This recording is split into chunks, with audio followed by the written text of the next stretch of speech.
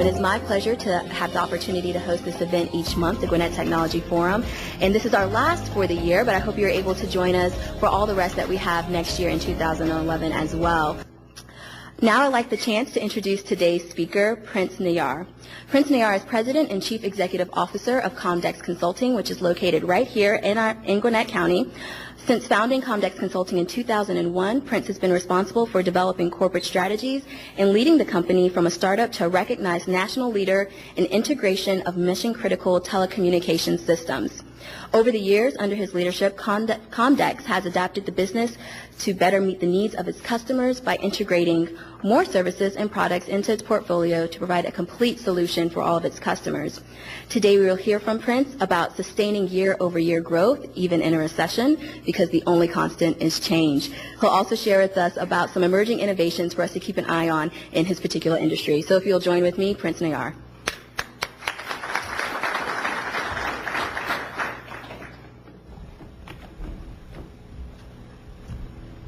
Good morning.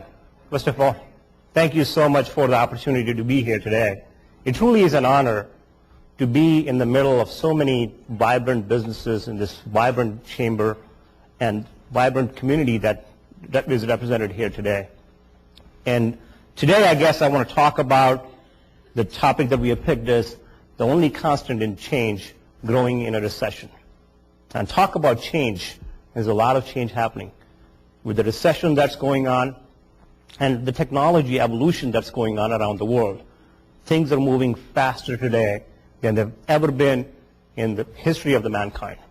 Now, I was watching ESPN the other day, and I saw the interview with Wayne Gretzky. For those of you who don't know Wayne Gretzky, he is one of the best hockey players, ice hockey players, to ever kind of set stage on ice. And one thing he said, the interviewer asked him, he says, Wayne, you're not the fastest player on ice, and you're not the strongest player on ice either.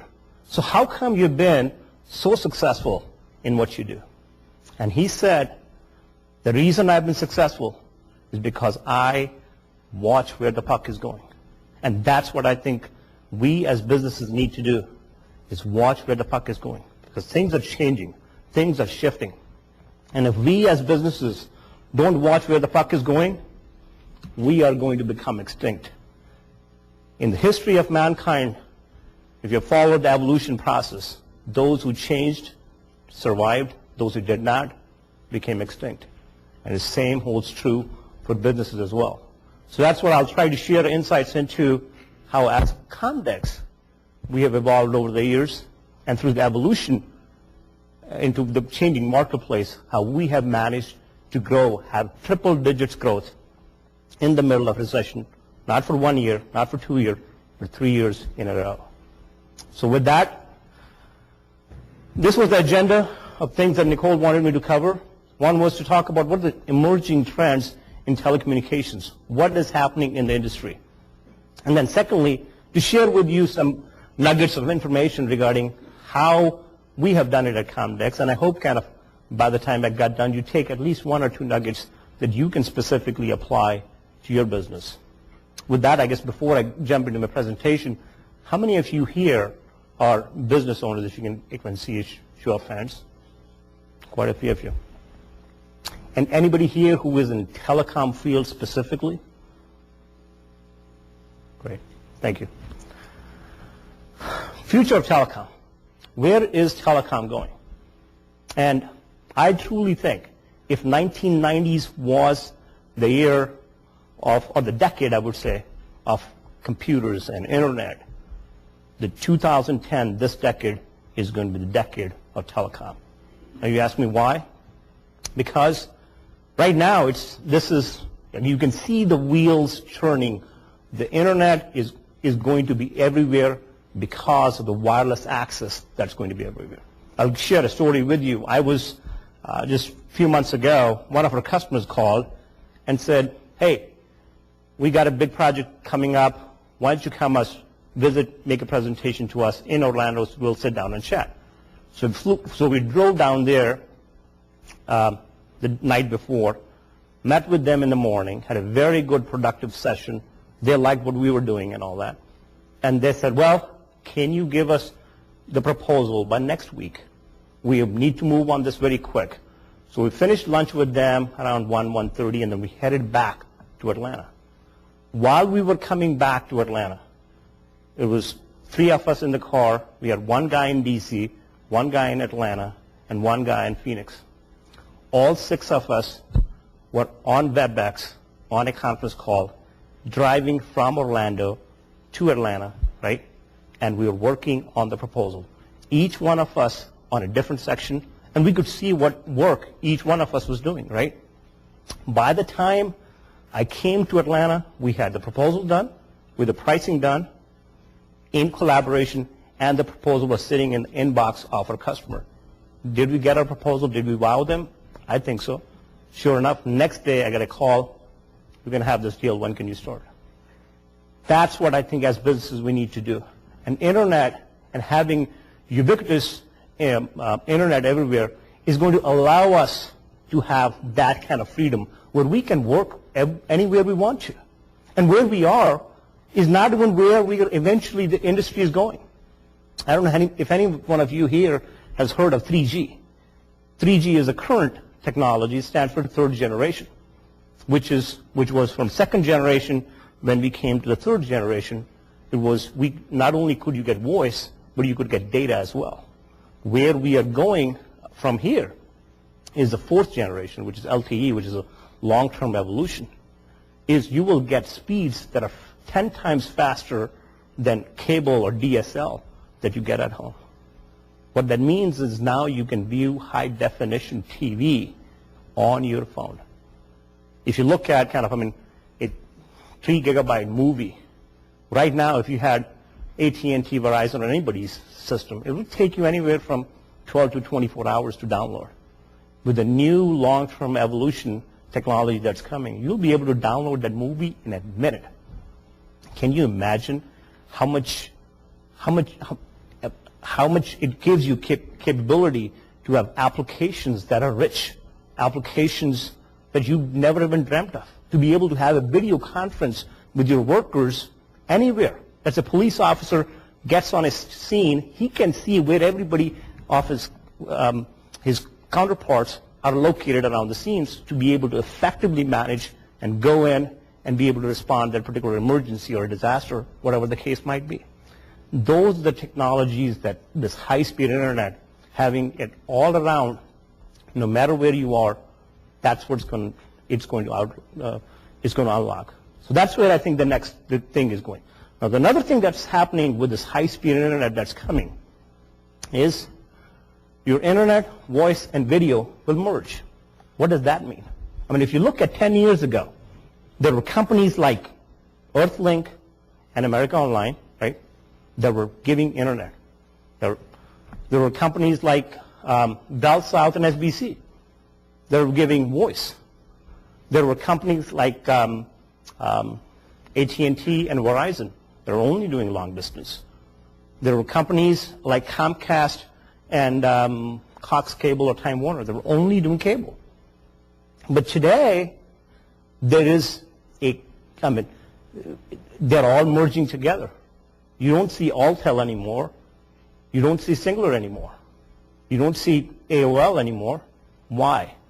Because where the future is headed is your voice is going over IP, which is the Internet Protocol. Your video is going over IP, Internet Protocol. Your data is already over IP. So that merger together means that the companies that are doing only one are going to lose out. The companies that do all 3 of them are the ones that are going to be set for the future. And those are the companies that are going to survive and thrive. That's why you see AT&T is now giving cable in your house. That's why you see Verizon is now offering cloud computing.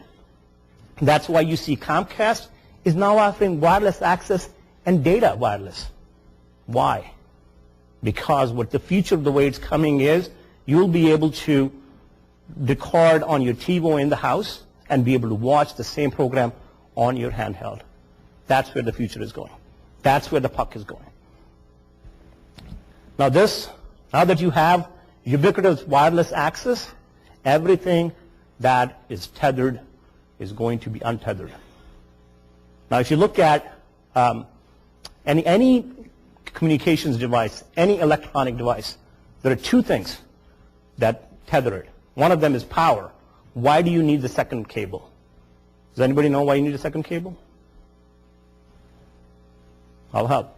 It's for data transfer. It doesn't matter. It could be, you could have different kinds of, but the second cable that's coming in other than that power is only for data transfer. Why do you need that cable? With the batteries, right?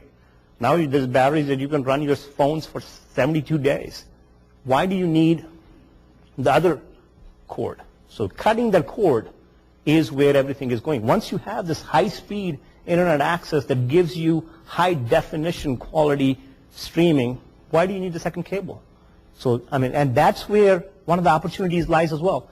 Everything that is connected to a cable today is an opportunity for business. Look at the thermostats there. Why are they connected to a cable?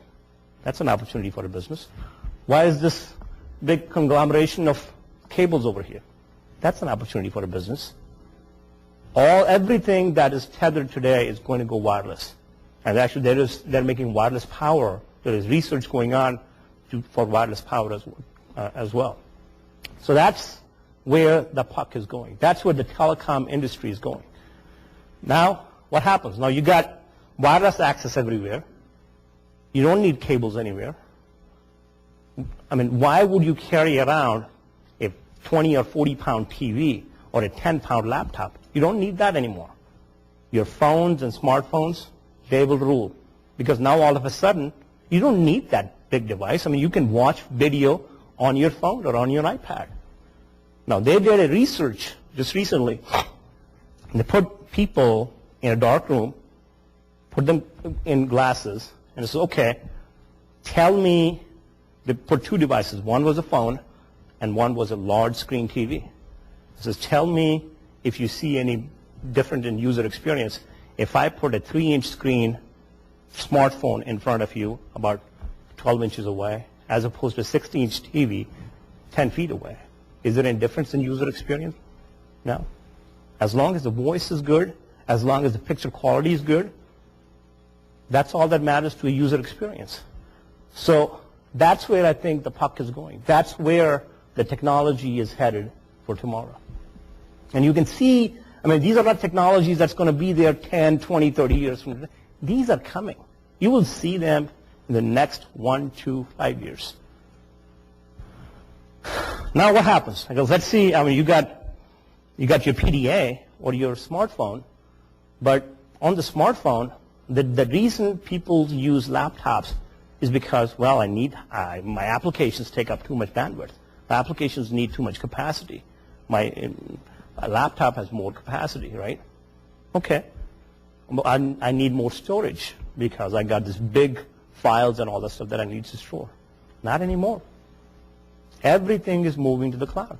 Microsoft just announced a couple of weeks ago that they're taking entire Microsoft Office platform and putting it in the cloud. So you don't have Microsoft Office installed on your computer itself. Your documents, they're not residing in the laptop itself. They are going to be residing in the cloud. And what that cloud is doing now, it doesn't matter whether you got your device or you got somebody else's device. As long as you got access to the internet, you can work.